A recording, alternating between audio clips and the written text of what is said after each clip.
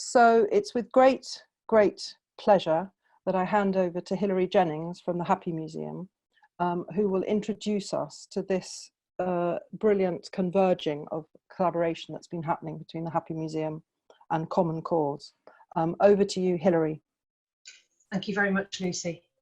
So very briefly, for those of you who don't know Happy Museum well, we've been working since 2011, focusing on the well-being of people, place and planet. We see well-being and sustainability as a continuum, a spectrum from personal to planetary, and deep compassion and human values are at the core of our work. We've been convening and supporting a community of practice since 2011 to inquire into the deep and complex challenges that we face. And we create space, we create focus, provocation, and a permission to explore and to experiment. And we cut through hierarchies and disciplines and encourage people to collaborate and network in order to learn and expand the work. You can look and see more of our work online. We'll send you the website link. From the beginning of our work, we've sought to expand our thinking with other voices from beyond the museum sector through connections with civil society and thought leaders.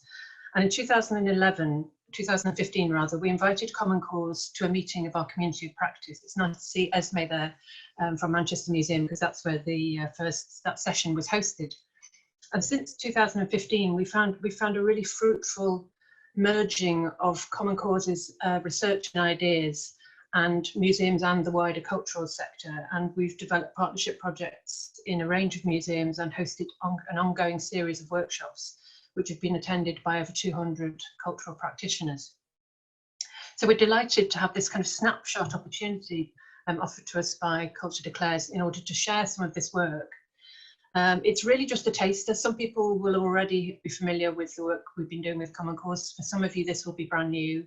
But we hope that this combination of some learning and some information from Common Cause about their research and their work and the work we've done with museums, and an opportunity to speak together in small groups, will give you a chance to kind of explore this, and we'll talk to you at the end about opportunities that you might want to take further to get into this thinking in more depth. So with no further ado, I will hand over to Ruth Taylor from Common Cause, who will introduce us to some of the really fascinating research that lies behind Common Cause thinking. Great. Thank you, Hilary. Hi, everyone. Lovely to be with you today. As Hilary said, my name is Ruth. I work with Tom at the Common Cause Foundation. I'm going to attempt to share my screen with you. Hopefully you can now see a kind of colourful looking map with lots of text on it. Gaby and Hilary, I can see you. Can you give me a nod if you can see that? Brilliant, excellent. Okay, so I'm going to, as Hilary said, I'm going to run through some of the social psychology research, which is kind of backed up, some of our work on values is kind of backed up by some of this research. So some people might be familiar with this map, others it might be completely new, and that's absolutely fine. So this is what we call the model of values. It was developed by an Israeli academic called Shalom Schwartz, and it was created after he surveyed thousands of people from over 80 countries, asking them about what they most value in their lives. And he was able to map and group these reoccurring values across different cultures, which are the 10 groups that you can see on this colourful map. So the positioning of each of the values is really important. It's not a kind of random scattering. And these positionings is based on real data that's been collected over the years. So the closer that the values appear on the map, the higher the likelihood that someone would place importance on both of those values. For example, we can look at protecting the environment and inner harmony in the green universalism segment at the top of the page. Those are close together. And so the data would suggest that it's fairly easy for an individual to place importance on both of those at the same time. But the further apart the values are on the map, the less aligned they are. And so if an individual values one highly, they're less likely to value the other as highly.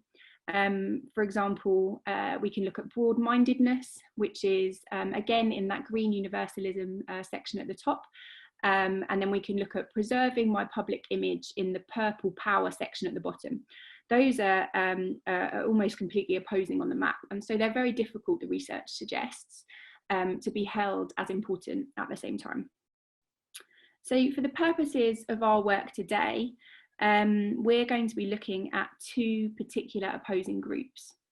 So we're looking at the top right, which is universalism, benevolence, and then some of the self-direction values. And we tend to call this group compassionate or intrinsic values. And then we're looking at the bottom left, the achievement and power values, which we sometimes refer to as extrinsic or self-interested values. So why we're interested in these is because the research suggests that it's quite difficult to hold these values to be equally as important. So there's been a ton of research conducted on the importance that individuals place on particular values and thus like how that affects their behaviours and their attitudes. So we know, for example, that if you place greater importance on this top group, this compassionate values group, you're more likely to report a feeling of stronger connection to your community. You're more likely to engage in civic participation, like volunteering or voting. And you're more likely to feel a deeper support for social and environmental policies, as well as reporting feelings of kind of higher well-being. So good stuff, generally. And a lot of what we do here at Common Cause is think about the ways that we can rebalance these values so that people are able to place importance on those compassionate values. I think it's really important to stress that we all have access to all these values on the map at all times. So this isn't to do with politics or personality types. To live a kind of full life, we need to be able to access all of these values at any given time. But we're particularly interested in making sure that those compassionate values at the top are able to be supported and sustained. So something else we know from research findings is that we often get it wrong when we're considering the values that are kind of that other people hold to be important around us.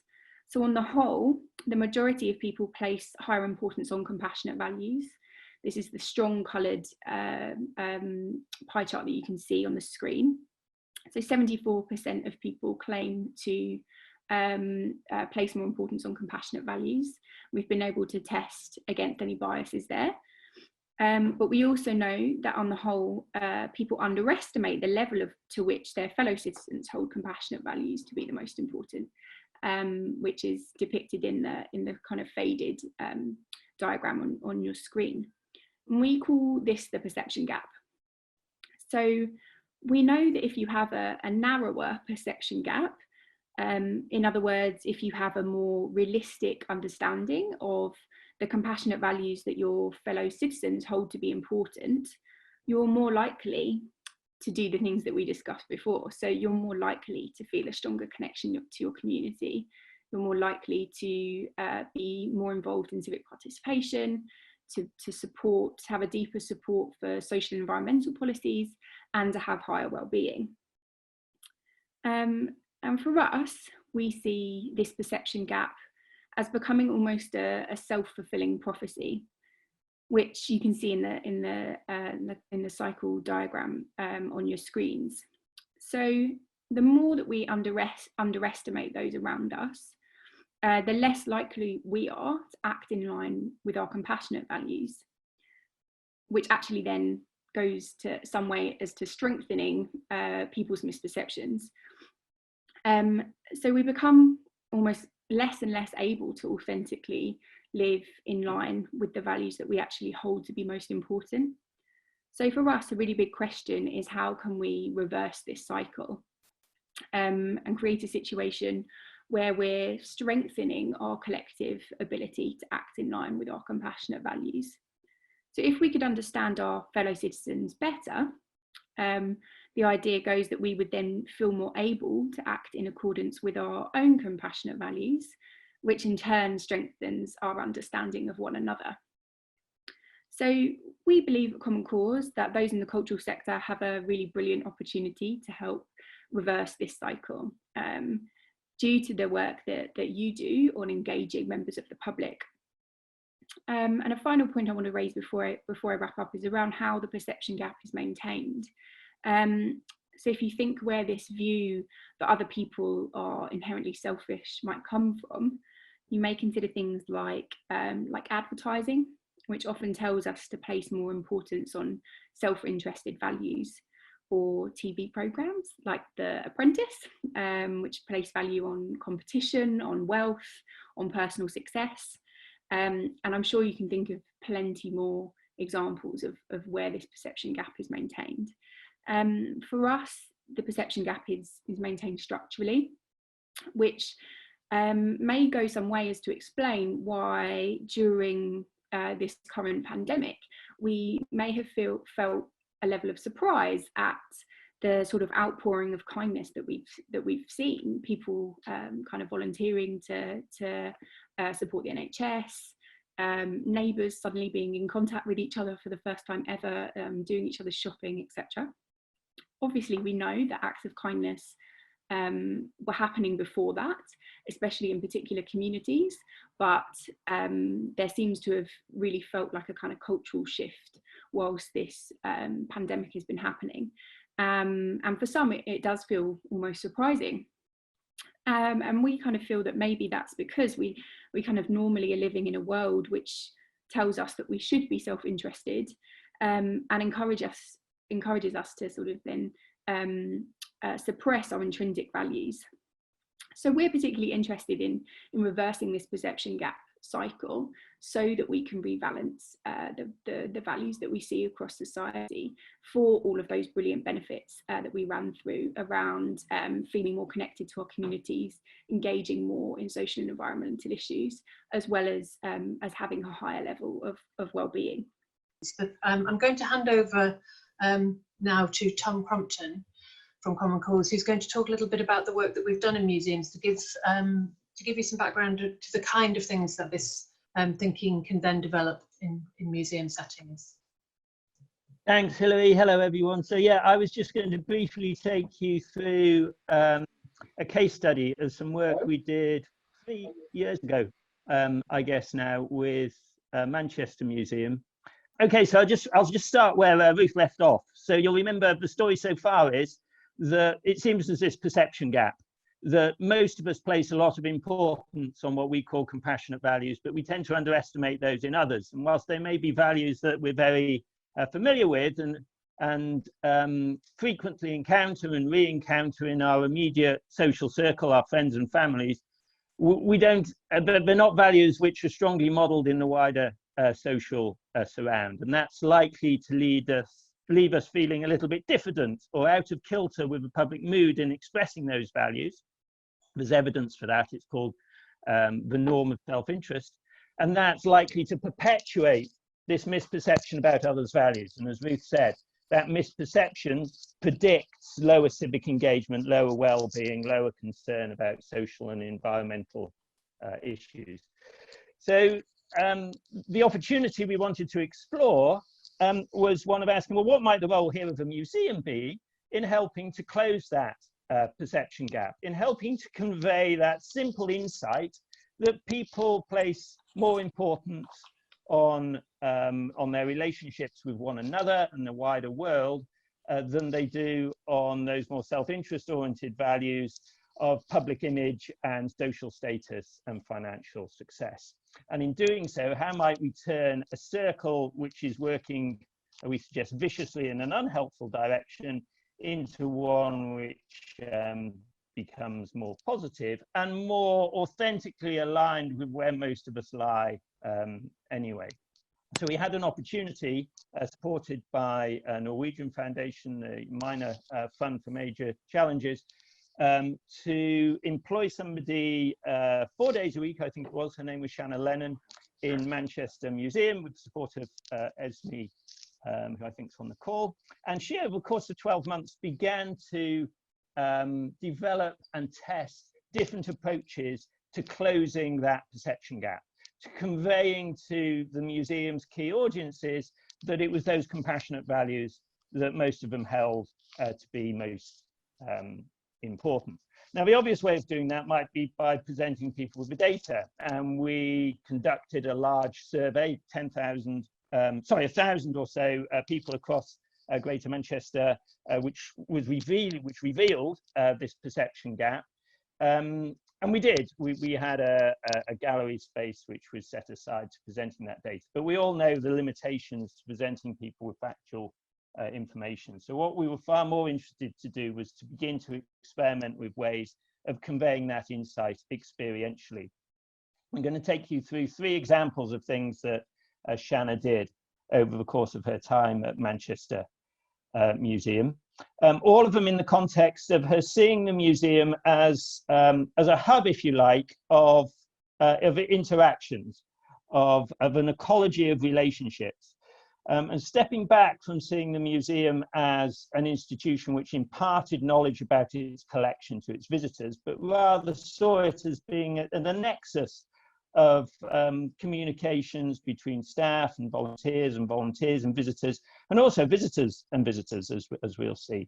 So the first of those 3 examples I just wanted to take you through was the most obvious, I suppose, of showing those compassionate values in action, of demonstrating through the practice of the museum the importance that most people place on those values anyway. And Shanna here focused on the museum's work with volunteers, and particularly the opportunity for volunteers to communicate with visitors. So she set off by asking volunteers. She ran a series of workshops with volunteers, exploring with them why it was that they volunteered for the museum. At the time, I think Manchester Museum had about 200 volunteers, but on a typical wet Wednesday afternoon, you wouldn't have had any real insight to that depth of commitment that a large number of people had giving their time voluntarily on a weekly basis. You'd just maybe have encountered 1 or 2. And Shanna wanted to display and celebrate that huge commitment. So she started by asking volunteers what it was that they loved about volunteering, and found that in most cases, it was that people loved meeting new people and sharing what they knew about the museum's collection with them. So she had these nice posters made up. So on the right here, Carl, a volunteer who reflected that people are a mine of information. He loves meeting new people, or Diana on the left, that loved sharing stories with others. And she put these posters up around the museum and on the street outside the museum as a way of raising the awareness of museum visitors, but also the wider passing public, of that depth of commitment that the museum attracted to people volunteering. But the poster also invited visitors to the museum to engage volunteers in conversation about what it was that they loved about volunteering.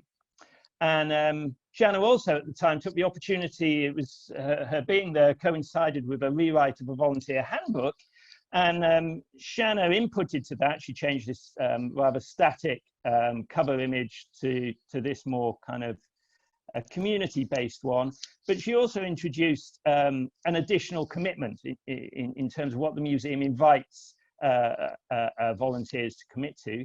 This one at the bottom here, she invited volunteers to becoming an advocate for volunteering by being open to sharing what you enjoy about the volunteer experience and what motivates you to volunteer.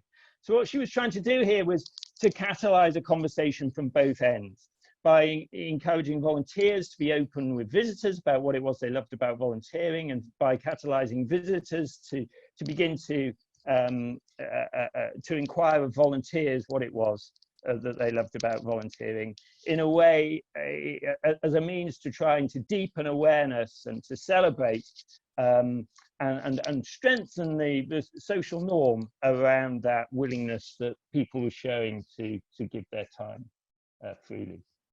So that was my first example, showing compassionate values in action. The second one is slightly more subtle. I've called it here assuming compassionate values in others. And what a little reflection on values, I think, will convince you that actually we make tacit assumptions continuously about what it is that motivates other people. In the case of volunteers, for example, we often make a tacit assumption that people volunteer because it will boost their employment prospects, or because it'll look good on their CV. Incidentally, when Shanna asked volunteers why it was they volunteered, those weren't reasons which were particularly prominent. But we make these tacit assumptions about what motivates others. We communicate with our audiences in expectation of what it is that motivates them, and then we're subtly reinforcing those very assumptions. So here, Shanna looked in particular at the way in which the museum communicated directly with visitors in the course of inviting them to donate as a part of their visit. It's a very prominent, or was at the time, a very prominent communication in the museum. It was in the centre of the atrium as you came, the donation box. And I think in values terms, the invitation here perhaps fairly values neutral. It doesn't really connect with any particular motivation for wanting to volunteer. Shanna suggested rewriting that. These donation boxes made up this one, which appeals to the opportunity to help keep the museum free for everyone. Underneath it, the museum is a charity. Your donation helps keep it free for everyone. And she replaced this one with another similar one, drawing attention to the opportunity the museum presented for people to spend quality time together. So conveying this tacit expectation that most people would want to donate as a contribution to that wider social benefit of the museum, and in so doing, tacitly reinforcing people's perception of the likely importance that others would place on those values. Which brings me to my third and last example. So if we know that people tend to underestimate the importance that one another place on those compassionate values, then it would seem that one obvious way to help close that gap would be by facilitating people to talk to one another about what it is that they care about in life. And we saw here an opportunity for the museum to withdraw, in a sense, from that conversation, but to lightly facilitate visitor-to-visitor conversations. So my last example is going to be looking at the way the museum stepped into a role of facilitating conversations between visitors themselves. Crucially, a conversation about what matters to those people. These weren't conversations about the weather or the bus timetable. These were conversations at a deeper level about what it was that people really cared about in life. And we started off by piloting that at a monthly museum Big Saturday, a day in which a particular push is made to bring families in. And we ran as a relay a conversation between people who didn't know one another, strangers who were recruited by a volunteer from the museum floor, sat down opposite one another across a coffee table. You can see one half of the conversation here, a couple on one side, but they were talking to another person who's out of the field of view about what they cared about in life. And listening in the background there, we had a graphic artist who captured the themes that emerged. We ran this as a relay over the course of the day, I think about 60 or so participants. As you'd anticipate, the themes of family and community and friendship, love, health, nature, recurrently, not exclusively, but recurrently coming up. So that was great, and people would get up from that conversation and report on how refreshing and invigorating it was to speak to people who they would never normally have paused to talk to about those deeper things, about what it was that they really cared about in life. But we only managed to touch maybe 60 people over the course of a day. So we then sought other ways to do that in a more durable way. Shannon set up a couple of clip frames around the museum. One of them, this one, for example, inviting people to reflect on what it was that they loved about their fellow citizens of Greater Manchester and draw a picture or write a story about that, again, for other visitors to peruse. And then we took it online as well. So She had these rather nice cards printed saying what's wonderful about the people of Manchester, and museum visitors would be invited to be photographed holding those cards, and then we tweet that along with their particular perspective on what it was they loved about their fellow citizens here of Greater Manchester. So Peter and Janet here, how Manchester is working to bring different parts of the community together, or Nikita and his family. Manchester is so multicultural with a great mix of different religions. People are willing to learn from each other, or all of which she promoted under this strapline. So that was it. I hope that it gave some sense of what we were trying to do practically with some of those insights. You'll find those and others detailed in this report, which is on our website, the URL at the top there. Thanks for listening. So back to you. So I just wanted to ask Esme whether there's anything that you'd like to add, given that you are the director of Manchester Museum. Is Esme still with us? I am. Hello. Hi. Hi. Hi. I haven't particularly, I mean, I wasn't director when all this work happened, and I wasn't around for all of it. I suppose the main bit was that the thing I know all colleagues valued actually at the museum was actually a really good chance to have a bit of a think about framing what kind of questions we were asking ourselves, volunteers, visitors, rather than, and for me, I really focused on the framing of the questions rather than kind of endlessly seeking answers. So it was about sort of creating the conditions for the kind of conversations where we thought we might collectively learn something as an organisation, and actually spending more time together thinking about how values shape and drive our work, and that's been really critical to where we are now, and that's work that's ongoing, never ending. So I mean, there were things with it which, you know, maybe we wouldn't do now or that we would change, but as a process of learning, it felt very valuable, and I think it shifted the way we work with volunteers, and it sort of really refocused us to think about wider well-being for staff. So yeah, I haven't really got much more than that. That's lovely, thank you. I think those are really great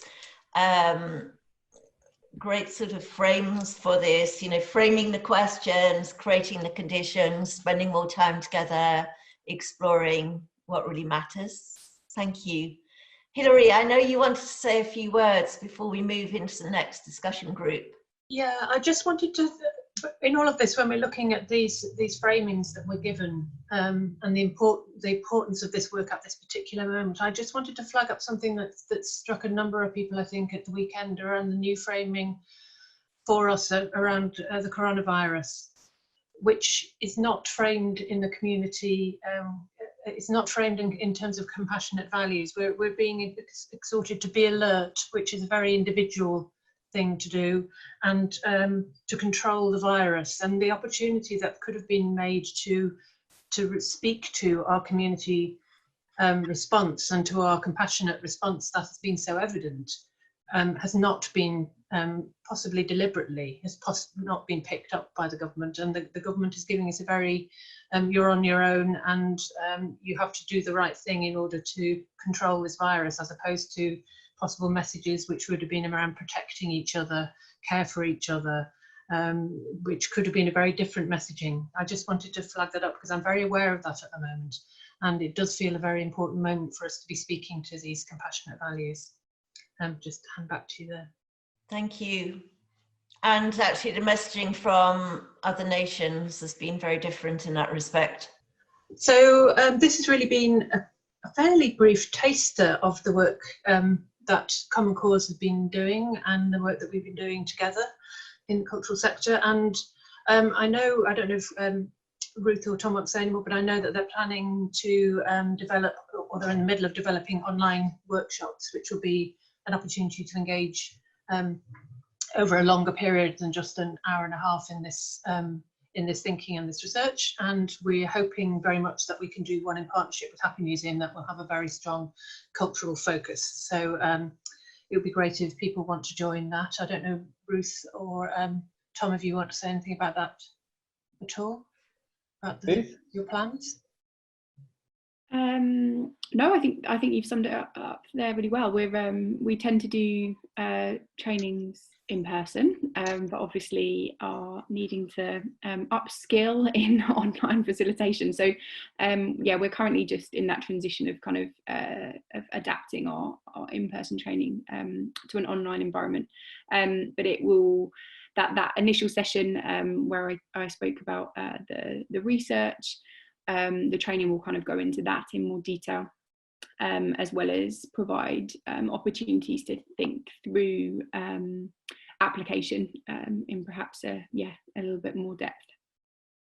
But we can circulate that via email. Brilliant.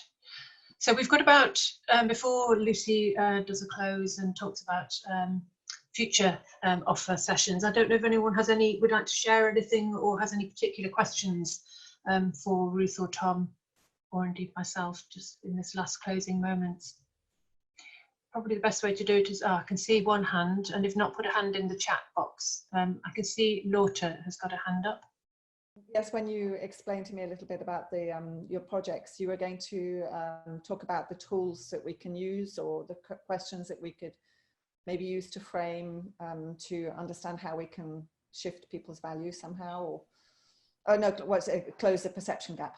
I think if you go onto the Common Cause website or the Happy Museum website, to the links that I've sent, you can find the resources that we have already on there. Okay, brilliant. Thank you. Are there any other questions? Morris, you have a question. Hello. It's a slightly tetchy thought, but I imagine that Tom or Ruth will have an answer to it, and I'd genuinely quite like to hear it, which is, I suppose it seems a little bit, thinking about the Manchester Museum thing, what I love about people in Manchester, for example, it seems a little bit depoliticised and a little bit sort of happy clappy. And I wondered about if there are ways of reconciling promoting compassionate values with a slightly harder political analysis of society. Tom, do you want to say anything to that? Thanks. Thanks, Morris. Yeah, of course. I think you're right. I think there's an intensely political edge to this work. I think neoliberalism is predicated on the perpetuation of the perception that we are inherently selfish and self-interested. And that is a perception which is perpetuated structurally. So many of our institutions and organizations are arranged in ways which assume and reinforce that perception that we're fundamentally self-interested. And the evidence is that that's just not the case, that we probably have to continue to put huge energy and resource into maintaining that illusion. And it's something which I think neoliberalism is extremely good and refined at. So I suppose what you saw was an attempt to put some of that analysis through, to explore that analysis in a context which I think, and others would be better placed for me to reflect on this, has to remain politically impartial. And I suppose if you want to begin to reverse that circle, and as I would see it, begin to dismantle some of the key aspects of neoliberalism in the process, then a great place to start isn't necessarily an explicitly political place. It's a place which may be about deepening a connection across communities and exploring what really matters to us in a way which is assiduously avoids politicization in the first instance. Yeah, so I don't know if that's an adequate answer to your question. I don't know if there is one. I think I'd like question. Thanks, Tom. I'd like to just add that perhaps one of the successes of neoliberalism has been the sense that to talk in the way that we're talking is not seen as soft and fluffy rather than hard and political, and that's been one of its successes in messaging. But that's just my feeling. Hilary, can I just add one more thing before we move on? Yes, of course. I think, and you know, in a longer training session we would have gone into this, but thinking about the types of people that hold compassionate values, that 74% who report to place most importance on compassionate values, that doesn't matter whether they are whether they voted Remain, whether they voted Leave, whether they're Conservative, whether they're Labour, etc. And I think it's a fine line that we have to tread between setting up a dialogue around values that becomes quite polarising, that it's like those on the progressive left who hold social justice values are doing things better than others. I think we can talk about the systems of politics, so the way that Tom was just describing neoliberalism, absolutely, but we need to try to be careful not for it to become party political, I think, because this is about all humanity, and we know that people hold compassionate values regardless of where they are on the political spectrum, and that's really important. Brilliant. We've got another few minutes if there's anybody else who's got a question or a point. I'm just trying to flick back and forth to see if there are any hands up. If not, I will hand over to Lucy to bring us to a close. No, I'm not seeing anything. That's great. Okay, Lucy, can I hand over to you? Well, I feel I'm sort of resonating with so much thinking at the moment. I'm not sure words will come out of my mouth in a coherent order.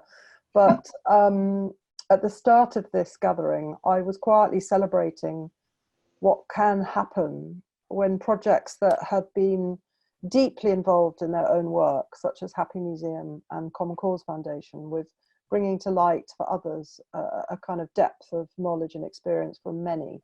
And the fact that this morning, by bringing them together to share the collaborative work they've been doing, is that when we begin to kind of bring different experiences and skills and expertise, you know, we open up a new space. And so I want to start really just by thanking Gaby and Hilary and others from the Happy Museum, and also to Tom and to Ruth and others at the Common Cause Foundation for the kind of, you know, the deep tilling and cultivating of soil that you've been doing over the years that brings us to this point, which, given that many people on this call are either independent culture makers, shapers and artists, or they are working within institutions of cultural organisations, both here and abroad. I know we've got Pippa from Australia, that I feel you've given us some extraordinary truths and insights that are quite hard won, really, both that we can sort of chart back when we look to the past, but also deeply think about at the moment and begin to kind of build and reimagine and reinvent how we can apply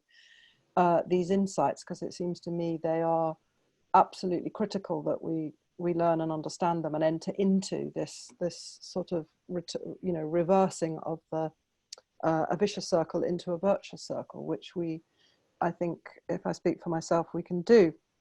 So thank you very, very much. I trust that from the email communication and onward space that you might be creating between yourselves, there'll be chance for anybody to be part of that ongoing research, inquiry and practice.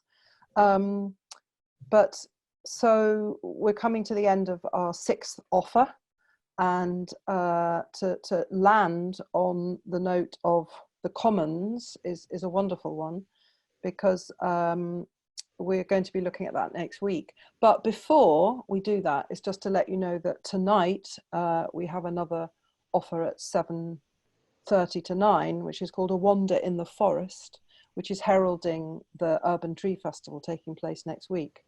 And a number of culture declarers, including Bridget McKenzie, Heather Ackroyd, who's on this call, and others, will be sort of sifting through the dappling of forests and leaves with lightly held readings and sharings, which everybody is very, very welcome to join in, whether it's photographs, carvings, poems, quotes and drawings, but also to be seeding ideas that are ongoing for tree and forest projects.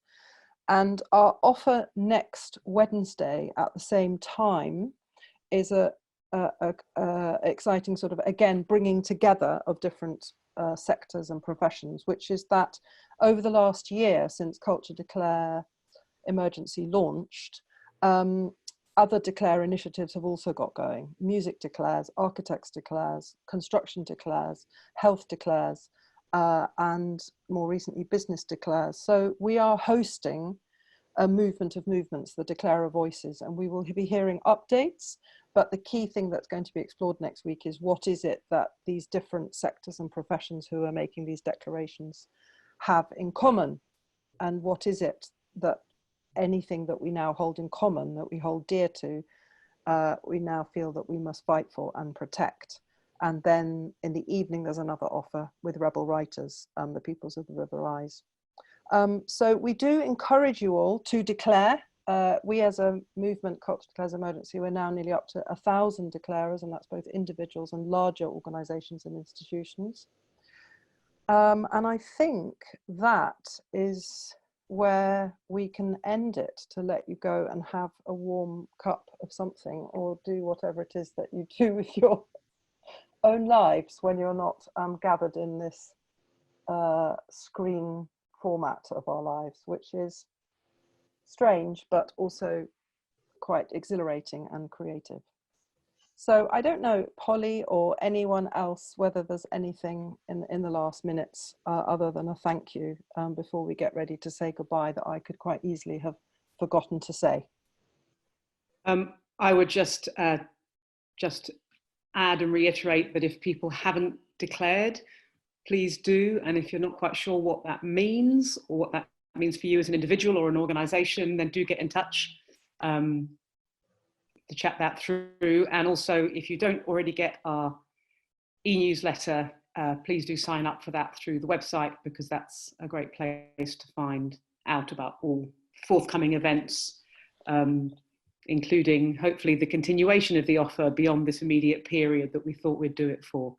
So yeah, there are some really good events coming up, as Lucia said, and please do stay connected. And they're going to be continuing through June. So if you are keen to be hosting one, please, please, please let us know. They're also being recorded. So if one wants to go back and kind of review ones that you might have missed that you would like to catch up with, please do that as well. So that's it, folks. Thank you very much for gathering. Thanks again to Happy Museum and to Common Cause Foundation for joining us this morning.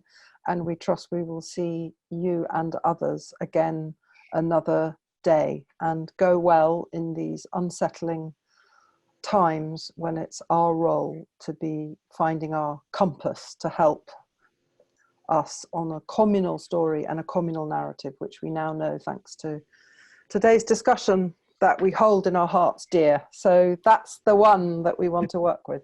So cheerio all. Thank you, and see you again soon. Bye bye then. Bye bye. Bye. Bye bye.